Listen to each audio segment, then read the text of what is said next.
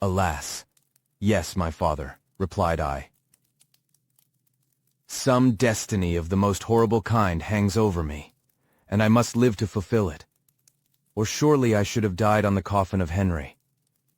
We were not allowed to converse for any length of time, for the precarious state of my health rendered every precaution necessary that could ensure tranquility. Mr. Kerwin came in and insisted that my strength should not be exhausted by too much exertion. But the appearance of my father was to me like that of my good angel, and I gradually recovered my health. As my sickness quitted me, I was absorbed by a gloomy and black melancholy that nothing could dissipate. The image of Clerval was forever before me, ghastly and murdered. More than once the agitation into which these reflections threw me made my friends dread a dangerous relapse. Alas, why did they preserve so miserable and detested a life? It was surely that I might fulfill my destiny, which is now drawing to a close. Soon, oh very soon, will death extinguish these throbbings and relieve me from the mighty weight of anguish that bears me to the dust.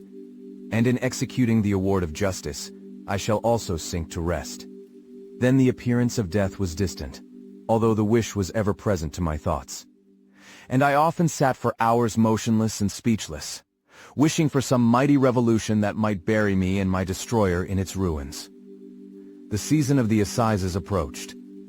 I had already been 3 months in prison, and although I was still weak and in continual danger of a relapse, I was obliged to travel nearly 100 miles to the country town where the court was held. Mr. Kerwin charged himself with every care of collecting witnesses and arranging my defense. I was spared the disgrace of appearing publicly as a criminal, as the case was not brought before the court that decides on life and death. The grand jury rejected the bill, on its being proved that I was on the Orkney Islands at the hour the body of my friend was found, and a fortnight after my removal I was liberated from prison.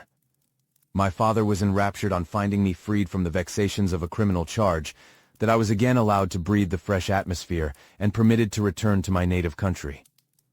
I did not participate in these feelings, for to me the walls of a dungeon or a palace were alike hateful.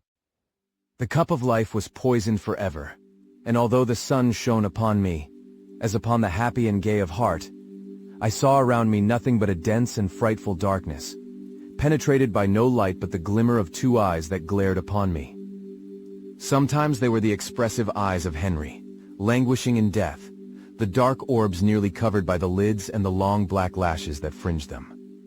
Sometimes it was the watery, clouded eyes of the monster, as I first saw them in my chamber at Ingolstadt.